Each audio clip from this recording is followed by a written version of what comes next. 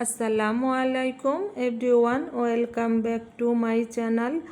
আজ আমি তৈরি করে দেখাবো কিভাবে ঘরে খুব সহজেই বানিয়ে নিতে পারেন পারফেক্ট সবজি মশলা।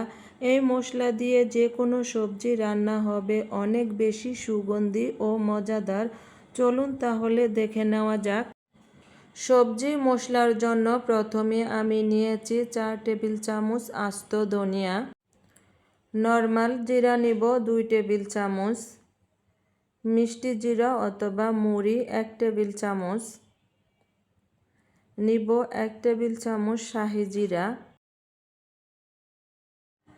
নিব, 1 টেবিল চামচ কালো গোলমরিচ দিব, লং 1 চা চামচ অথবা 20 থেকে 25 পিস দিব, এলাচ 12 থেকে 14 পিস দিব, কালো এলাচ 4টা। কালো এলাচটা আপনারা এই মশলা দেওয়ার চেষ্টা করবেন।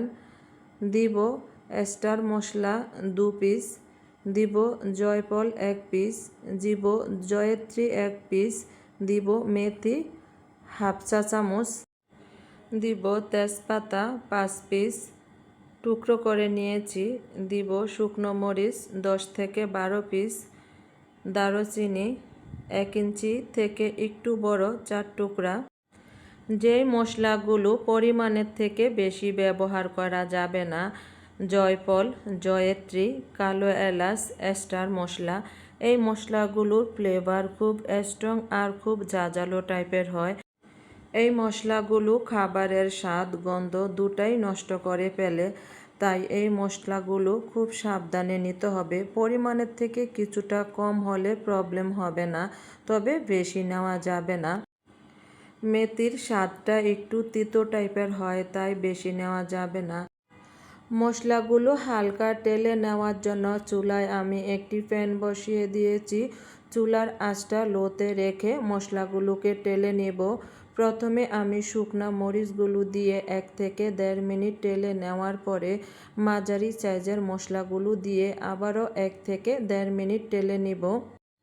সবগুলো মশলা আমি একসঙ্গে টেলে নিব না, এখানে ছোট বড় মশলা আছে।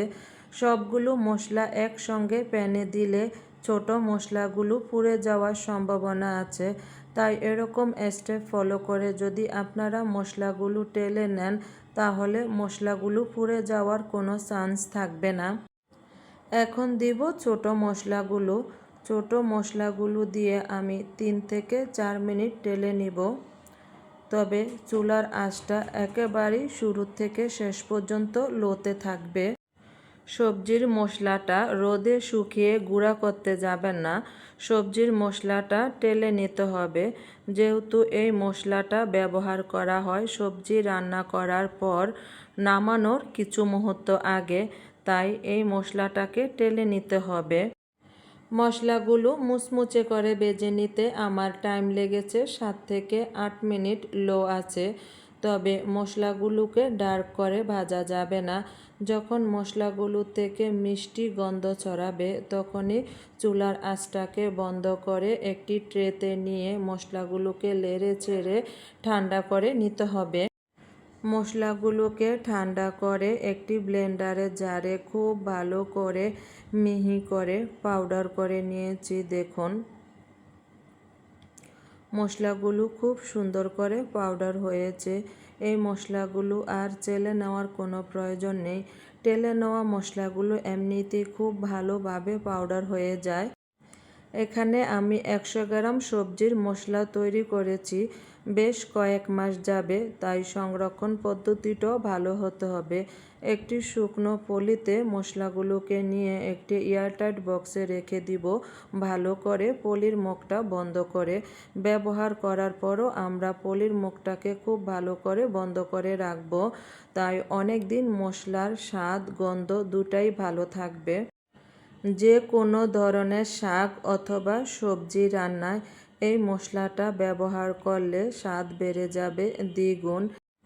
শাক সবজি চুলা থেকে নামানোর 5 থেকে 7 মিনিট আগে পরিমাণ মতো মশলাটা দিয়ে খুব ভালো করে নেড়ে চেড়ে নামাতে হবে। আশা করছি আমার এই সবজি ম্যাজিক মশলা রেসিপি আপনাদের কাছে ভালো লেগেছে, সহজ লেগেছে। যদি ভালো লাগে প্লিজ লাইক, কমেন্ট, শেয়ার করতে ভুলবেন না। আর এরকম সহজ রেসিপি পেতে আমার চ্যানেলটি সাবস্ক্রাইব করে বেল বাটনটি অন করে রাখবেন। আজ এখানেই বিদায় নিলাম। আল্লাহ হাফেজ।